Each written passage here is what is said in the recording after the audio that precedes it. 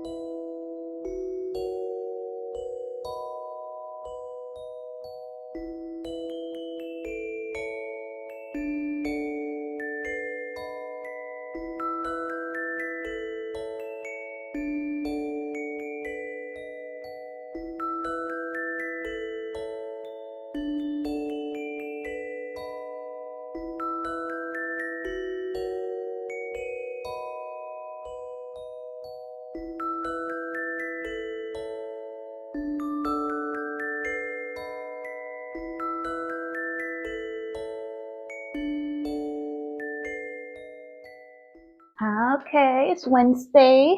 All right, let's talk about the two books that I am reading currently. So last night I started The Late Night Witches after I told you guys I DNF'd out of the book because it wasn't great. So I started The Late Night Witches. I'm at page 124 right now because I was doing a little bit of reading this morning after I was continuing A Theory of Dreaming by Ava Reed. Let's talk about this. So I did start reading this one a couple weeks ago, back in September, late September. I made it to like page 24. And it was like okay, I wasn't really feeling it, but I wanted to continue it still since I read the first book and I really love the first book, A Study in Drowning, because I really like the atmospheric, dark, dreary feeling in that book.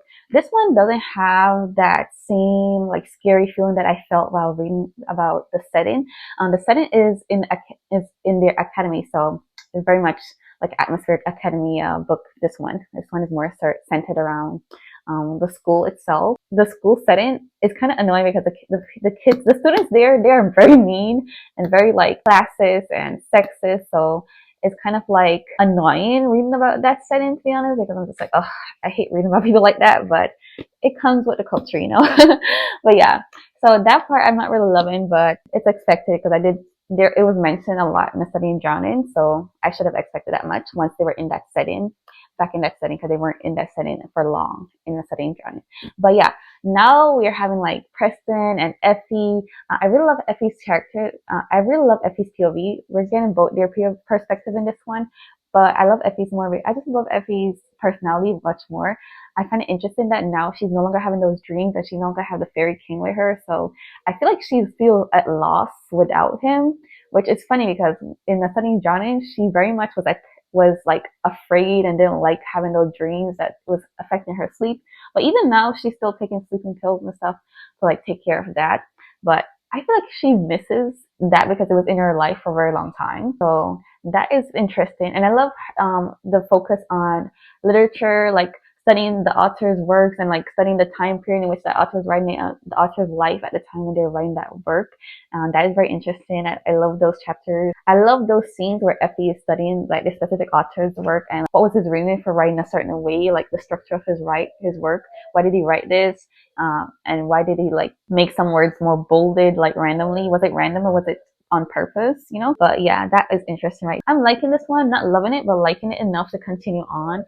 I am about 45% on the audiobook. I've mainly been listening on the audio. And then The Late Night Witches is very interesting, very fun so far. I'm going to continue reading it today and see where I get in it because I got to go to work later on. So I don't have much time to read this one. And I'm currently cooking right now. So I'm going to finish up cooking and reading and see where I get in this one. So yeah, those are my two books I'm currently reading.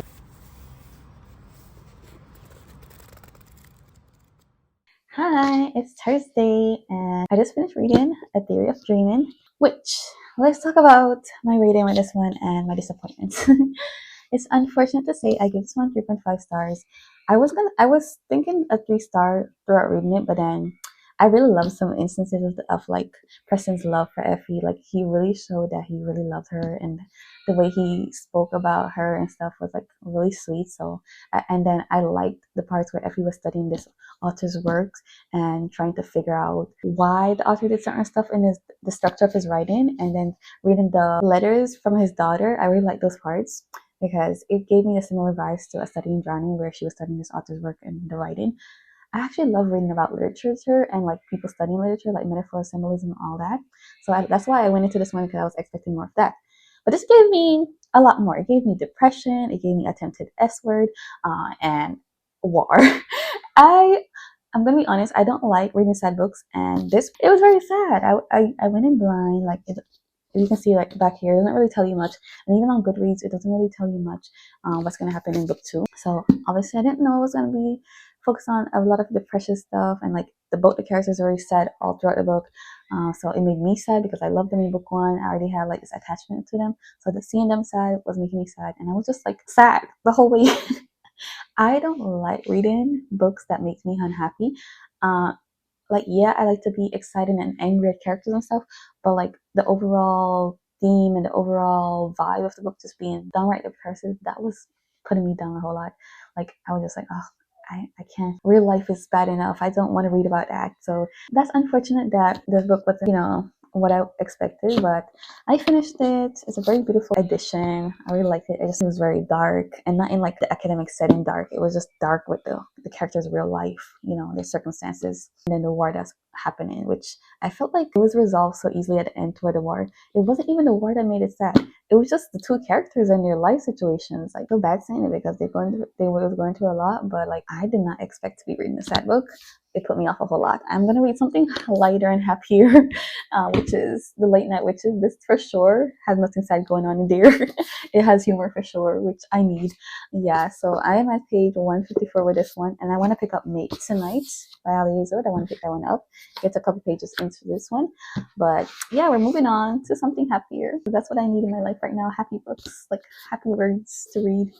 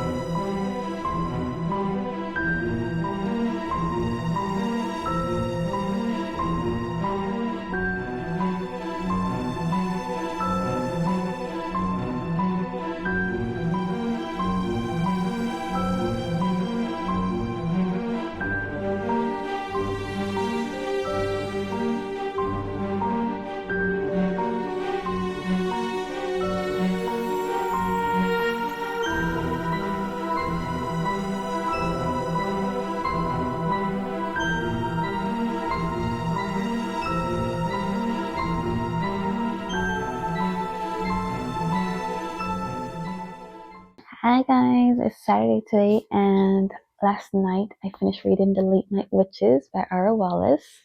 She wrote In the Company of Witches and When the Crows Away, which I love those two books. I gave them 5 stars, read them last autumn. They were so good. This one now is also about witches, as the title says. I didn't really love this one as much as I loved In the Company of Witches. The vibes in that one was just so atmospheric and beautiful, and then just the hint of like Sabrina the Teenage Witch, that vibe in there really had me so in love with that book. But this one now, it is fun too, and definitely has some nice humorous scenes in there, but I feel like I wasn't as connected with the characters, maybe because the main character, she's like, well, even in the Company of Witches, she was older and she was a widow and everything, so maybe because this character has like 3 kids that she's very dedicated to, and like she has a whole teenage daughter and then twin sons, and then her husband is like away from her, like he's not supportive of the family at all. He's away doing doctor stuff, which I find like so selfish of him to like leave his wife with 3 entire kids just to go pursue his like career alone and leave her alone with the kids and not even financially supporting her. That made me so angry because like it wasn't even like he was financially supporting her or calling or anything every day. It was like 6 months straight of like barely talking to his own wife or the kids. Crazy.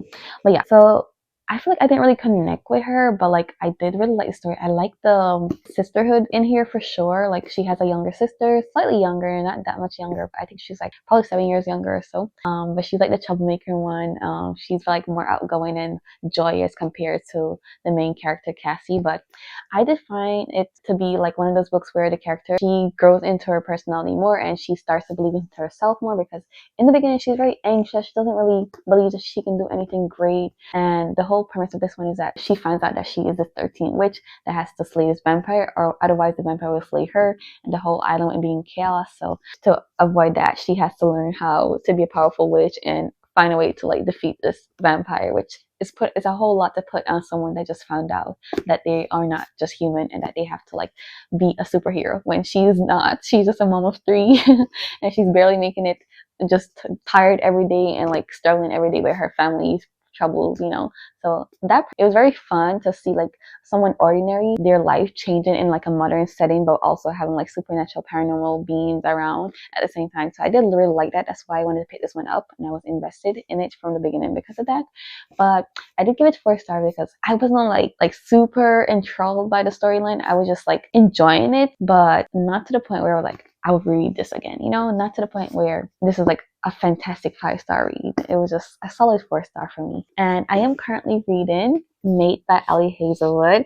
I have to say, this one, I do love reading a good werewolf book. Like, I love werewolves compared to vampires, so I thought I would really love this one. I don't know, I'm not like very excited like some people. Some people are like, oh, I read this one from page 1 to the end in one sitting. I've been putting this one down a lot. I started yesterday. I read the first 14 pages, and I was like, eh. And then I started today to continue reading it today. Mainly listening to it.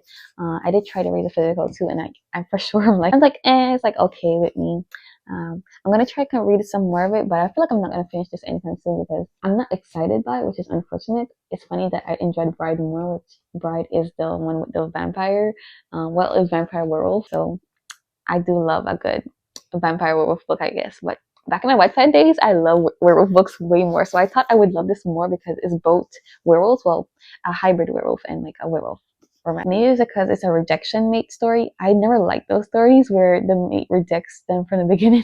I never liked those. I liked it when they accepted that they're mates from the beginning, which this is one of those mate rejection stories. So that's probably why I'm not enjoying it as much. It's probably I'm gonna have to give it some more time, read it, get to like the half percent mark and see if I enjoy it more. So far, I'm not enjoying it. I'm not gonna lie. Well, it's giving 3-star vibes to me, to be honest. So I'm gonna try and get to the 50% mark and see if that changes. See if I get a bit more interested in this one. I do like Serena's humor, that for sure. I do like how witty she is and snarky she is, and I love Misery. Every time Misery comes up, obviously I love Misery from Bride. So whenever she comes up, I just love her. I love her personality. She has this dry humor and it doesn't seem like she's joking when she's joking. So I just love that about her. So yeah, I am just loving the old characters. So let's hope I love these characters too, because I did like Serena in Bride. So I'm continuing to like her. I'm not that invested in her mate. Like I guess that's what I would say. It's a bit I'm not that interested just overall, but we'll see.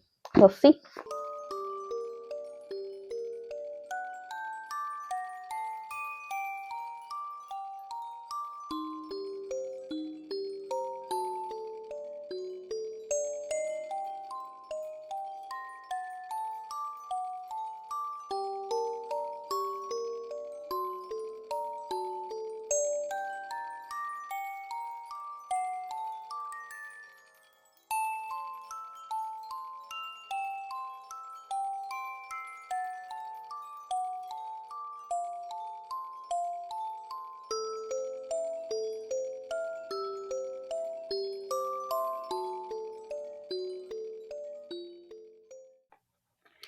Good news. I decided to read Mate physically without the audio. And my oh my, I'm enjoying it. Look, I already have some of the tabs. I'm enjoying a whole lot better. Because like the first time I read it physically was the first 14 pages. It was not that interesting. But then I continued to listen with the audiobook and it was the same thing. But now, or maybe it's because I'm almost at the halfway mark. Maybe that's why it's getting better. But I'm starting to laugh more. Like I'm starting to feel the chemistry more with these two. Like the mate bond is starting to show a bit more. Because before this, I feel like it wasn't really there. Like something has changed. This is feeling really Hallie Hazelwood now. I'm really liking it now. So that's some good news right there.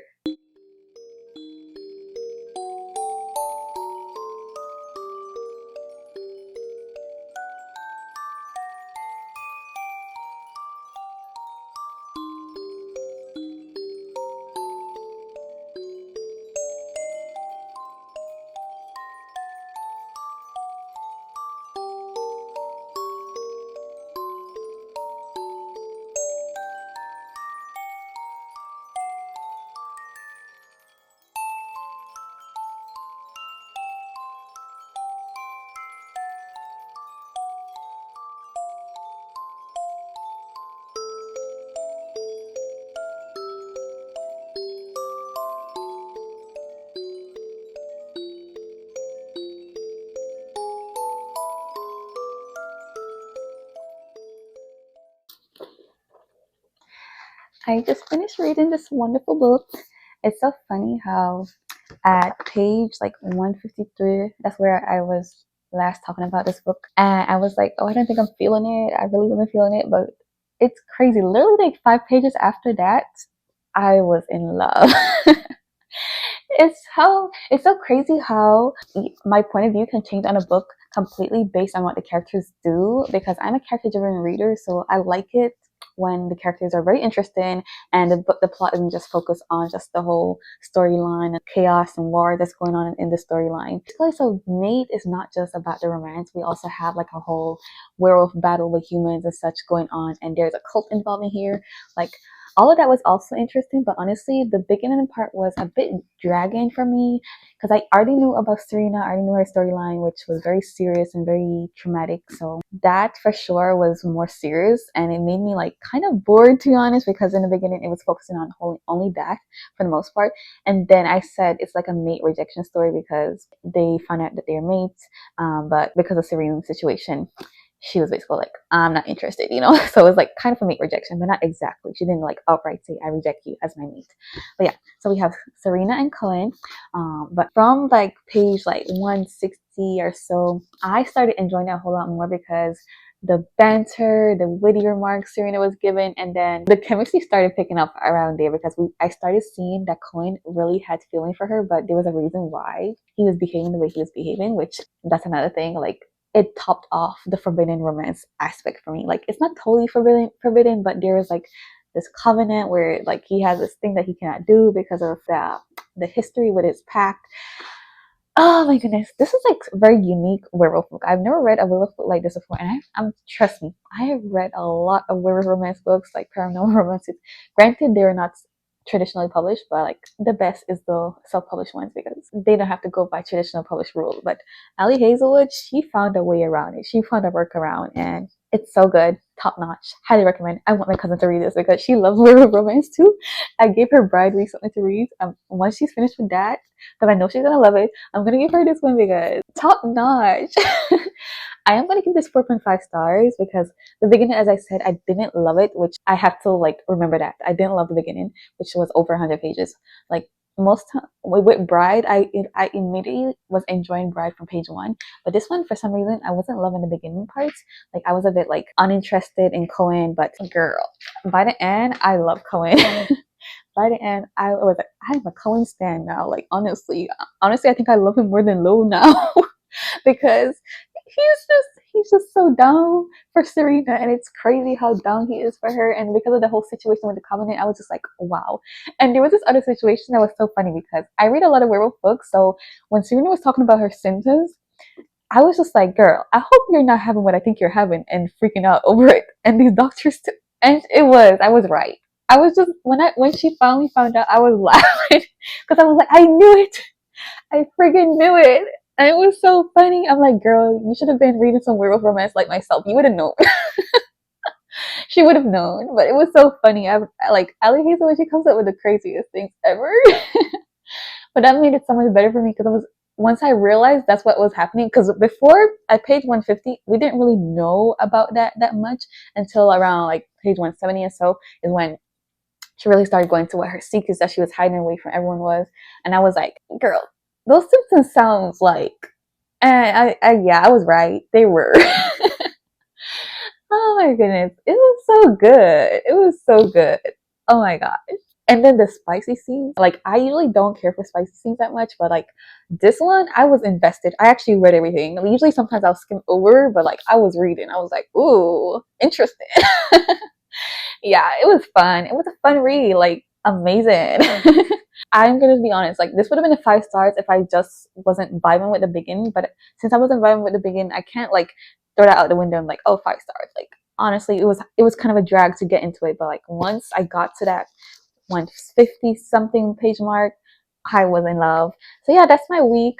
I read one amazing book this week. Uh, um, Unfortunately, A Theory of Dreaming, I didn't love that one, and then I have it right here. Then the Late Night Witches. I did enjoy the Late Night Witches. I just didn't love it. Like, this was way better, which is funny because I started out not loving this one, and I started loving this one, but the more I went to the end, the more I was like, it's okay. I'm enjoying it, but like nothing fantastic, you know. But this, I honestly could see myself rereading this, and honestly, I probably will try to read it when my cousin is reading it. That's probably when I'll reread it because like I want to talk to her. I want to talk to somebody about a detail in this book that I really enjoyed. Like, so good. So good. But yeah, thank you all for watching this reading vlog. I'm gonna end it off because the week is over. Yeah, I read 3 books this week. I had 1 DNF. Wasn't a great write-in, but 3 books was read this week. So October is going great so far with my books. I think I read 6 books so far this month. The goal is to read 10 books, and I'm at October 12 right now. So I still have days to read at least 4 more books. So exciting. Looking forward to my future reads. And I'll see you guys in the next vlog in the future. Sometime close in the future. See you guys until then.